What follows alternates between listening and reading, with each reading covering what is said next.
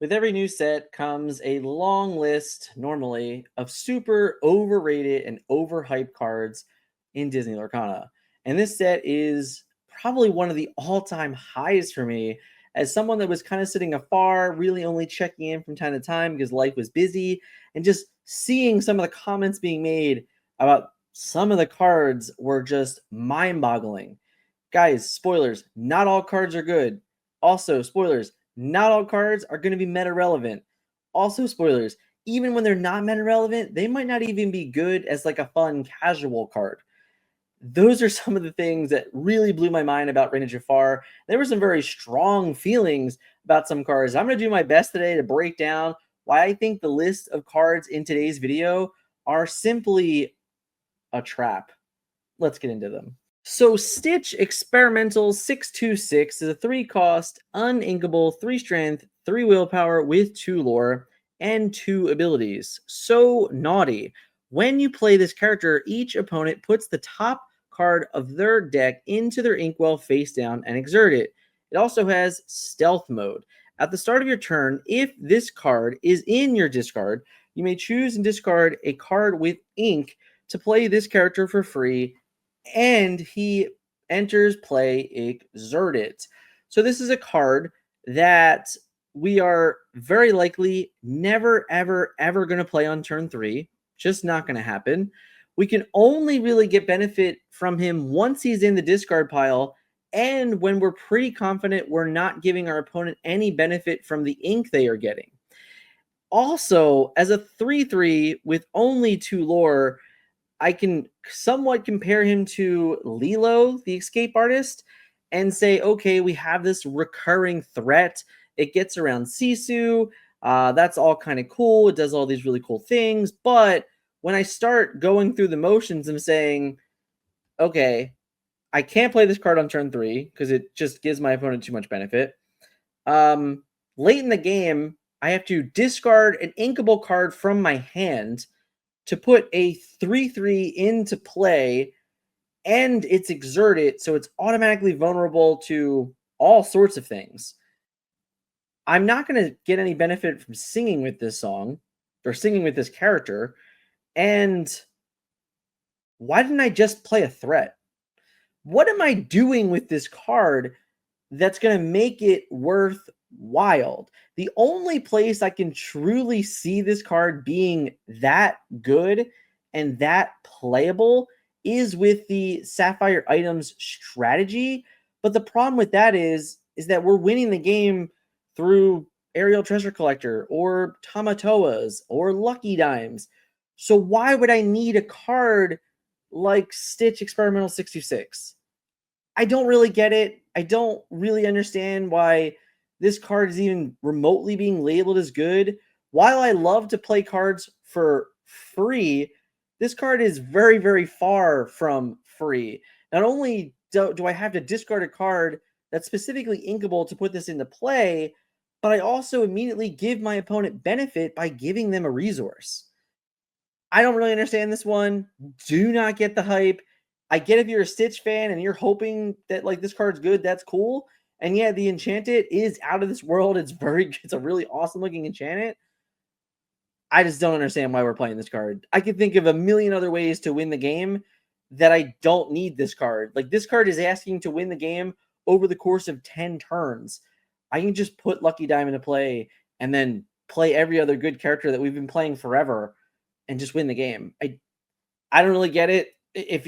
Let me know in the comments if you disagree, but I don't understand this one, guys. How desperate are we to draw cards? Honestly, the 3-cost uninkable steal action desperate plan. If you have no cards in your hand, draw until you have 3 cards in your hand. Otherwise, choose and discard any number of cards, then draw that many cards. If this were a song, it would be a playable card. If this card were inkable, it would be a playable card. But right now, in the world of Steel Draw, I cannot fathom a single reason to play this card. I actually think the moment that you pay 3 to play this card, you have almost conceded the game. I think that this is the biggest trap I have ever seen. We have so many better options. Now, even in the own set, we have a better option in this card. Like Singing Beyond the Horizon is a way better plan than ever just paying 3 to play a desperate plan. Doc Bold Knight is a far better card than this will ever be. Not a fan. Don't like it. Think you're just paying way too many resources for a small payoff. Man, I just do not like this card at all. And yeah, you just won't catch me playing it. Hamster Ball. I mean, seriously, guy, who is playing Hamster Ball? What are we doing? What? No, seriously. If you didn't see JDZ Quest and Katie the Lore Keeper's in video and Hamster Ball, yeah, this is the worst card in the set, period. Like, there's probably no debate over it. I can't ever fathom playing this card in Constructed, literally ever. I will never register it in a limited deck. This will be the last pick in every sealed draft. Don't play it. But seriously, huge shout out to an awesome, fun video and just understanding it. Like, if you haven't, you need to go watch that video. It was so good.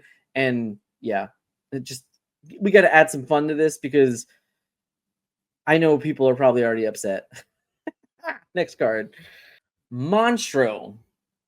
The 8 cost inkable, 6 strength, 8 willpower, 2 lore with Rush and Full Breach. That's right. The infamous whale is catching some conversations around the interwebs.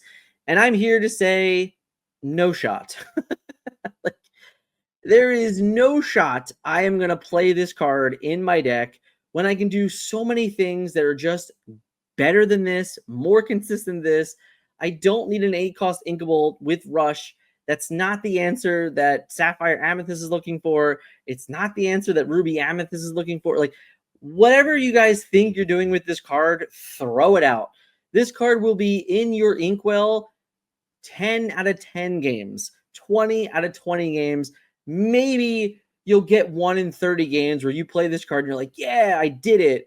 And then you're probably going to realize, like, wow, in the other 29 games, if I just had a playable card in my deck, I might have won the game. This card is not good. Do not put this in your deck. It is not going to, no. Choose and discard a card to ready this card. Come on, guys. At what point in the game are we going to exert 8 ink and have more cards in our hand to ever use the ability Full Breach? It's not happening. See you later, Monstro. Into the bulk rare box you go. Chief Bogo, Commanding Officer, is a 6 cost, inkable, 5 strength, 5 willpower, 1 lore, with the ability Sending Backup. During an opponent's turn, whenever one of your characters with Bodyguard is banished, you may reveal the top card of your deck. If it's a character card with cost 5 or less, you may play that character for free. Otherwise, put it on the top of your deck. Okay. All right, guys, listen. Okay. This card's bad. Like, it's not good. Like, we have to play this card, which, by the way, you now have to play bodyguards to even make this card work. And on top of that, in order for this card to work, it costs 6. And if you flip it when one of your bodyguards is banished, you can't even play it. What? Why doesn't this card just cost 5?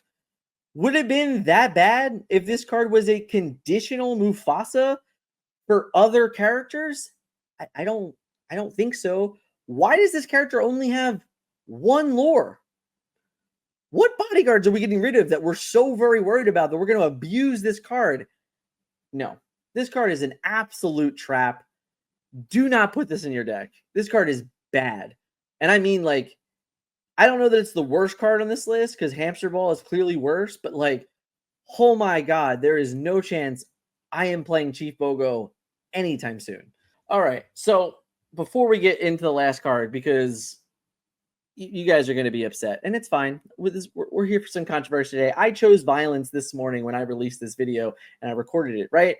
But there's in every set, right? In every set, there's one. Every single set of Disney Lorcana, there's a card that comes out and the world goes crazy. I think in set 7 for Azurite Sea, or I'm sorry, for Arceus Island, it was probably Ink Geyser. We all thought like, oh, Ink Geyser is it. It's going to ruin the game, yada, yada, yada. In Azurite Sea, I don't remember what it is. But in every set, there's one. And in this set, there was definitely one. And it is the most talked about card. And so many people are excited to play this card. And from the moment I read it, I didn't even think it was playable. Straight up. I don't even know. I think this card is mediocre, fringe playable in a very specific deck, which probably means it's actually just unplayable. New Orleans, here we go. The most overrated card in set 8 is without a shadow of a doubt Down in New Orleans. This is a 6-cost uninkable Sapphire Song that reads, look at the top 3 cards of your deck. You may reveal a character, item, or location with 6 costs or less and play it for free, and put the rest on the bottom of your deck in any order. Guys, this card is the biggest trap that I have ever read in my entire life for Disney Lorcana. The first thing that everybody said was, what?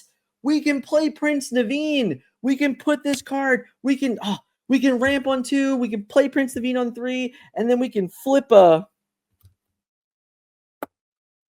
What? What are we flipping? Tamatoa? Okay. So we're going to put Tamatoa into play on turn 3. We had to have a popsicle or it did nothing. We also have to quest to get an effect out of it, or it's just like a 2-lore character. The other option that I keep hearing is Gaston. Okay. So I now have to play Naveen. That's uninkable. It costs 4. I got to play Down in New Orleans. That's not uninkable. It costs 6. I got to play Gaston. That's not inkable. It costs 6. So while in the wonderful world of Disneyland, since we're focused on Disney Lorcana right now, I would love to live in magical dreams. But the amount of times that we're going to have a ramp on 2 into Naveen, into New Orleans, into a 6 cost, I mean, guys, just go play the lottery and win some real money. Win some real games. Like, this card, it's not it. I don't even know that I want to play this card in my Maui Shark deck. Honestly. Because Maui Shark wants actions in my deck. And if I have a bunch of actions in my deck, I can't even utilize this card's ability. I don't get it. Amber Sapphire hasn't been good. And Prince Naveen and Down in New Orleans isn't going to save it. Not going to happen. So, just no. Okay? No. This card's bad. I will hopefully do you the justice before you go out and buy 4 of these for whatever the pre-order price is. Please don't ever buy pre-order prices. But seriously, I think that this card will probably start at $5 to $10. Everyone will go crazy and buy it, and then be really upset when it's in your bulk bin by the end of, I don't know, the 3rd week of Reign of Jafar meta. Just being real, guys. This card's bad. It's a trap. Don't play it. And there you have it. The most overrated cards in Reign of Jafar. Hope you enjoyed this type of content. Let me know if you think there's any overrated cards. If you don't agree with me, that's fine. Hit me up. Join the Discord. Pin comments below. Come in, join the Discord, yell at me, comment on the video, yell at me, tell me I'm wrong, tell me I'm crazy. I'm here to stand by it. I'm a day one, did not, will not, definitely will not be playing Down in New Orleans. That card is terrible. It's a trap, and you're going to hate it. So thank you guys for watching today. If you haven't yet, you want to see more Reign of Jafar coverage, we got the best cards in Reign of Jafar, and we also have the hidden gems in Reign of Jafar. Definitely check those videos out. Thank you guys so much for watching today. If you haven't yet, hit that like button, hit subscribe, and we'll catch you in the next video.